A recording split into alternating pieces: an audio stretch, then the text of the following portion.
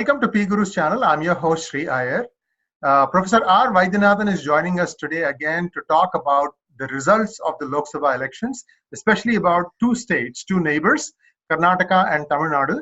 First, we will start with Karnataka. But before I yield the floor to Professor R. Vaidyanathan, it is my duty to remind you to click on the bell button to subscribe to this channel, because by subscribing, you can get notification of all our videos as and when they come online. Thank you very much, and I hope you keep enjoying our videos and feel free to comment.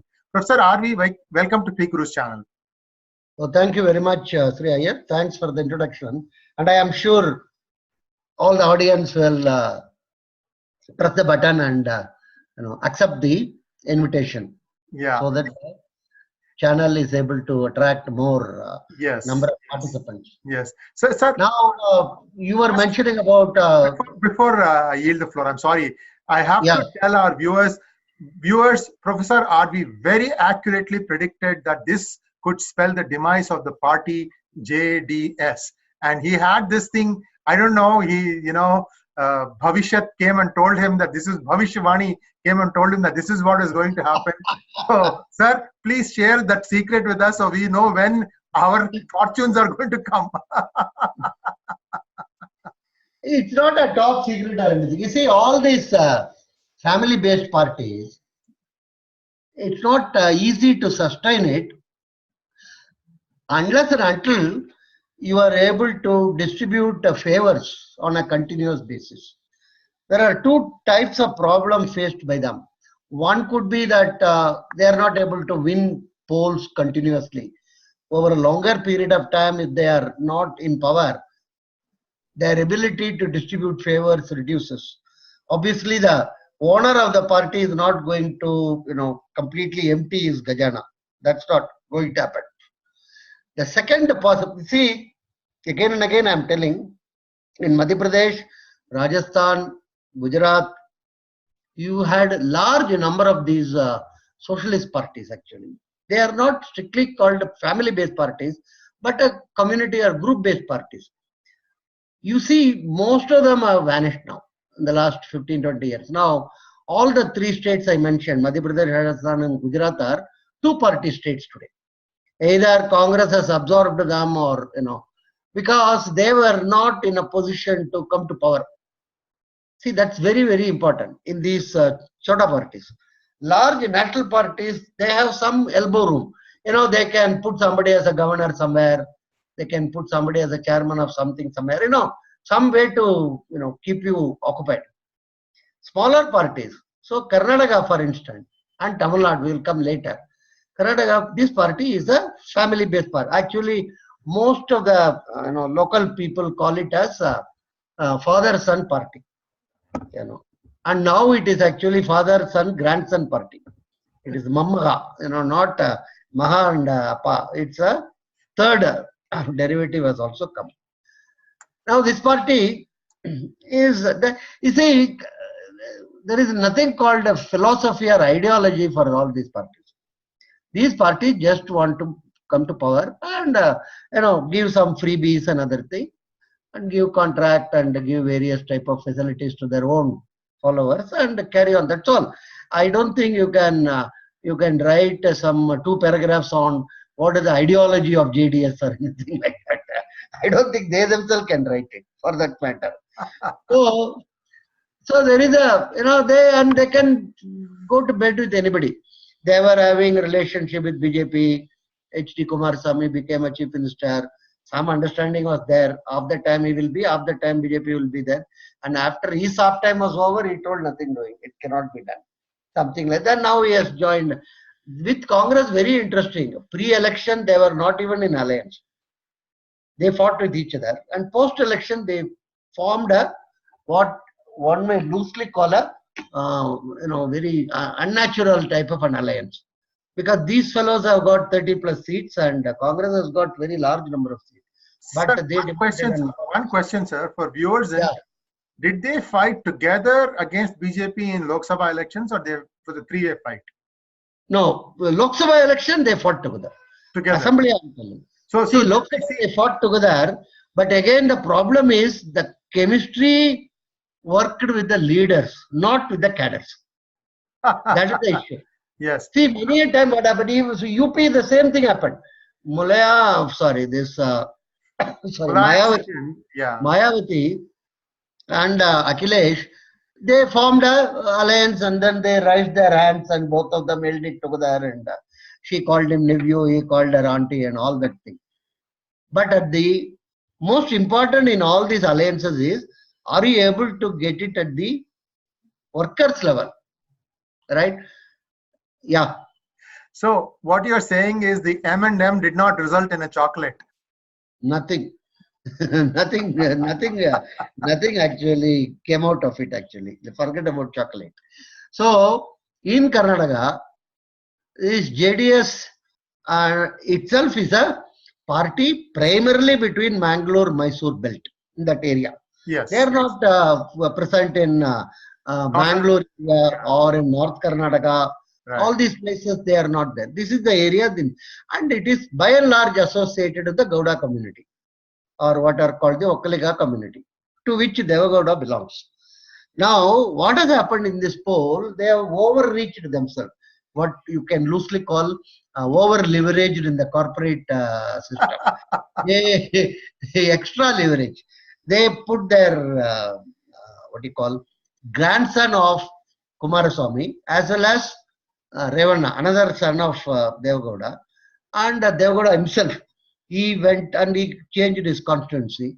And the most interesting part is they were allotted under that seat allotment by Congress, a constituency in Bangalore. They gave it back to Congress. They told we do that. Why did they do that? Because all their relations they have exhausted, and now they are left with only one toddler and one baby now, and it is very difficult to give ticket to them. So that is the reason. So there is a resentment brewing within the party. They didn't realize. See, a lot of these middle level leaders, they also want to have some, it's a gravy train and everybody would like to participate and have some benefit or something, which was denied in a sense. And then it was told by Kumaraswamy that large number of the workers of our party demanded me to put my son and other thing, which is not really true or anything. So they proved him wrong. They proved him wrong then. Totally wrong. And what has happened, coincidentally or otherwise, the earlier MP, he was very reasonably popular in one constituency called Mandya. He was an Ambarish, he was a film actor and he has been in politics for too long a period. He was a Congress leader and other things. Anyhow, he passed away. Then his wife wanted to be the candidate. And there was a lot of local pressure. And in India, it's a very common thing to have son or wife or daughter after the demise of the leader, so that it gives some sort of a sympathy way or whatever. Anyhow, that constituency was allotted to Devegowda's grandson. And that, if you ask me, is the first wrong step they took. Because what she did was she stood on her own. Independent candidate, she announced, but she was strictly not independent in the sense she was supported by BJP, she was supported by Congress. And she is close to S.M. Krishna, who was the former Chief Minister of Karnataka. Long time he has been in Congress, and now he has moved to BJP for the last couple of months or something. But he has also good influence in that area. He comes from the same Gowda. So he's a Okkaliga too. Yeah, Okkaliga too, and he has some good amount of influence in that area. Now this became a massive prestige battle for the Devegowda as well as his son, Chief Minister. Chief Minister actually camped there for a long period of time. In Mandya. India.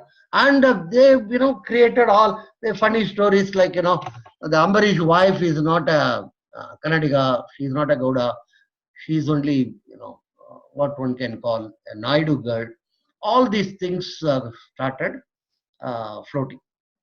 But as in Tamil Nadu in the long time before, when MGR was castigated to be a Malayali, nobody took the Karnataka seriously that time.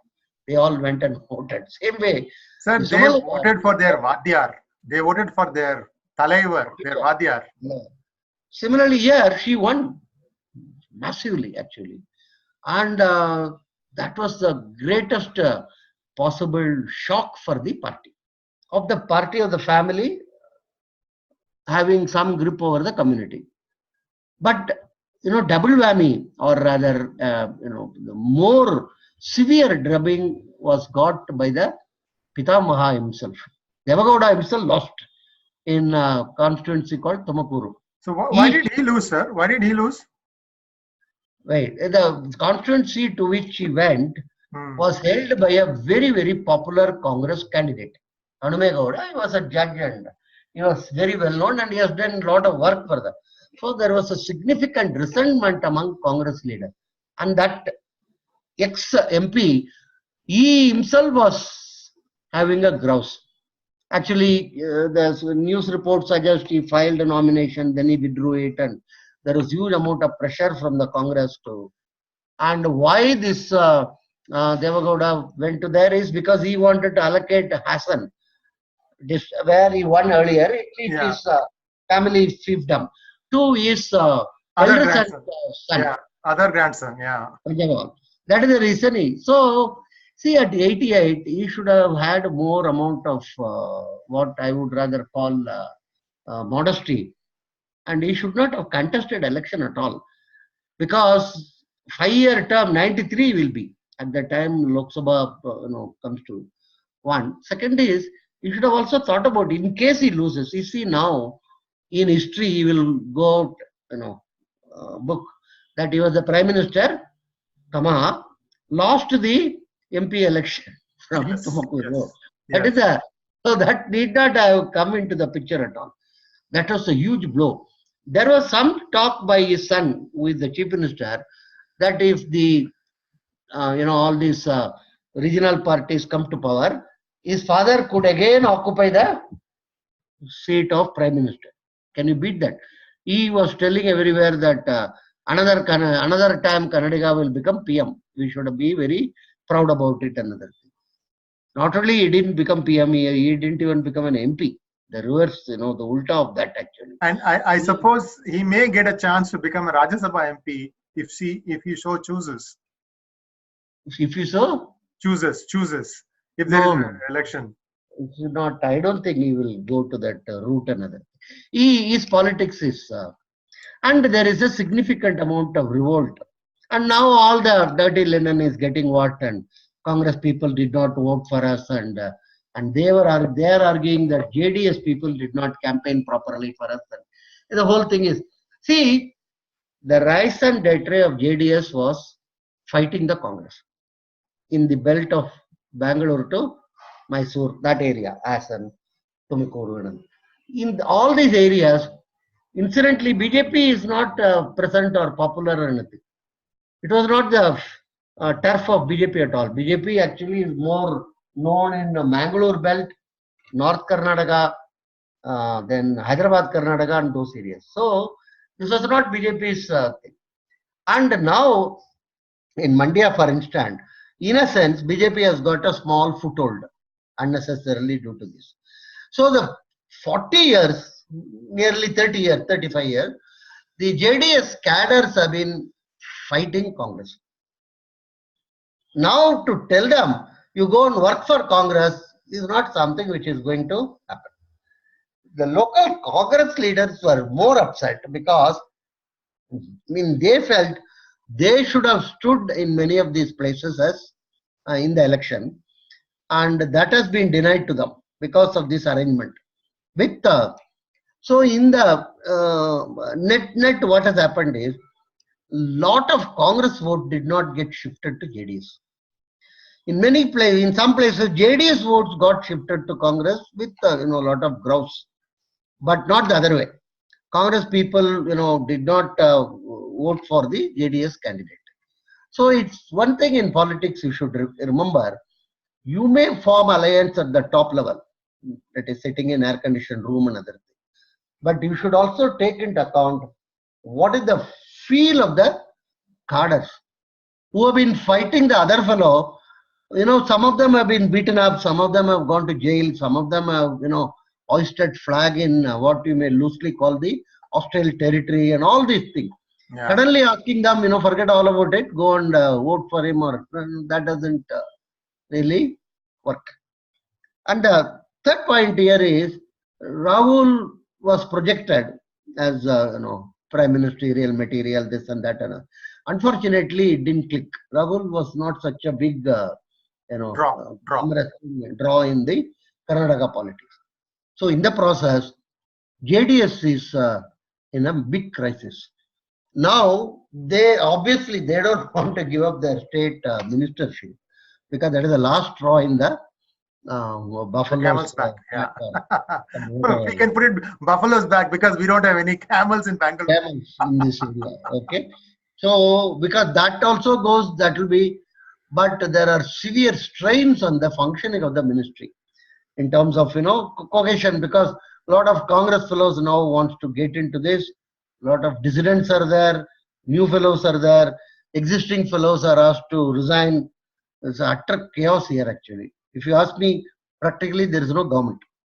And all the corporation, people want to become chairman. I told you all these loss making huge state level. Yes. We call it state level enterprises with courage. Nothing to do with. You can only enter and then press them open for corruption. Nothing. Enterprise. There is no enter and press open to loot money. That's all. So whole thing is a bizarre type of a situation. And many places, the international economists come and say, big jargon. The user should pay. All that thing. We should implement user. It's already implemented in practice in India. Right. The other day, there was a pipeline got burst in an area nearer to my place. The water people came. It's their job to, rectify. Right. But the local fellows were told, you have to collect some money and give it to us. So they all pooled some money and give it to them in order to do their job.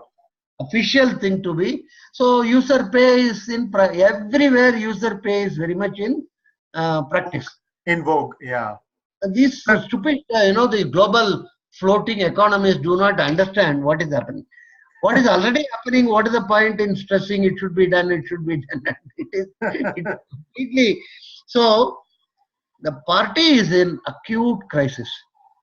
JDS, and some of the reasonably popular leaders from the party are revolting, both belonging to minority communities and Vakalikas. They all suddenly feel totally let down, and they don't know what to do. And some of them have spent, this important point people don't recognize. Some of them have spent good amount of money, so there is no return on investment. That is another thing. Yes, indeed.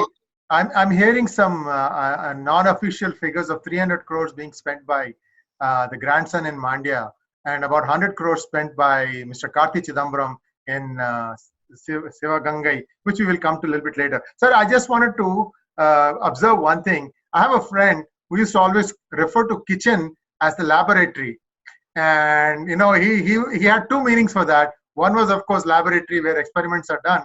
The other was lab oratory. So the regional parties like JDS have got their own little fiefdom. See, when there are two major national parties, the regional party get squeezed out.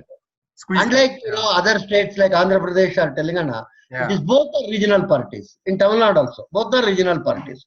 So if both are two regional, they can fight with each other and that type of a thing. But two big parties are there. The role of regional party begins to be questioned. And now what is happening?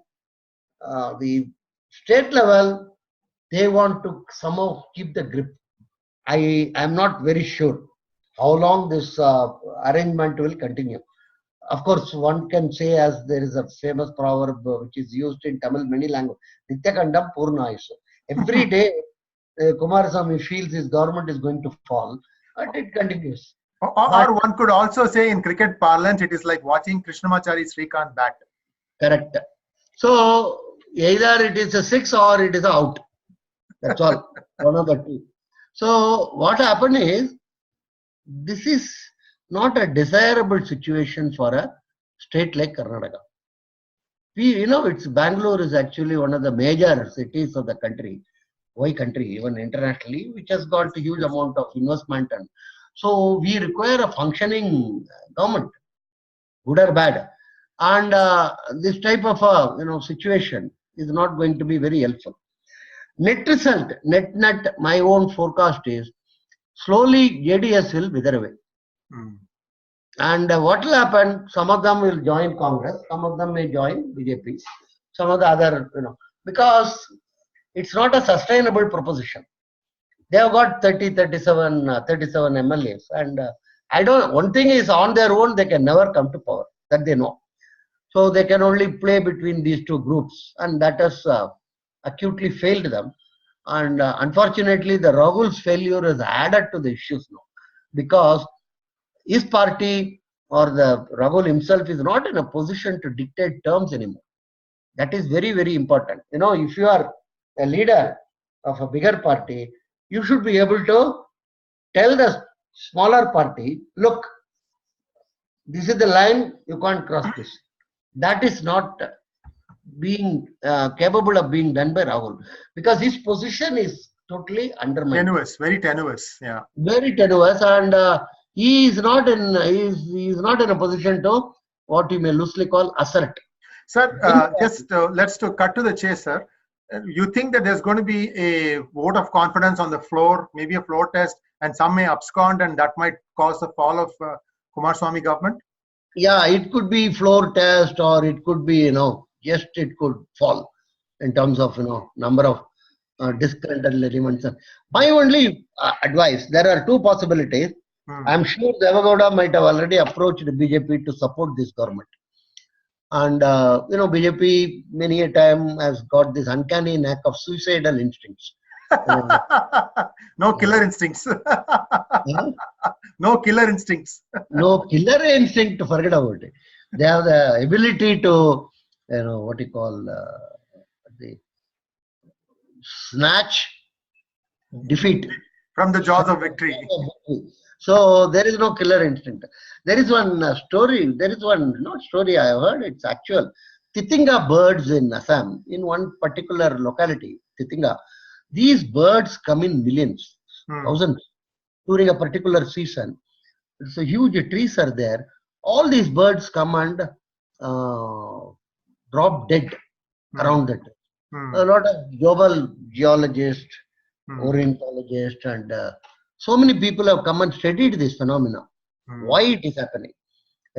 Why do they get the suicidal tendency, and why should they come at all? From some faraway place, come to this particular area and then fall dead. It's not that fully explained. But so there is a suicidal instincts are rampant. So if they support this person to continue in the ministry, I think that would be extremely damaging to them. The second possibility is they may snatch some MLAs, from either JDS or from this Congress and try to form a government. According to me, that would also be not a desirable proposition for them.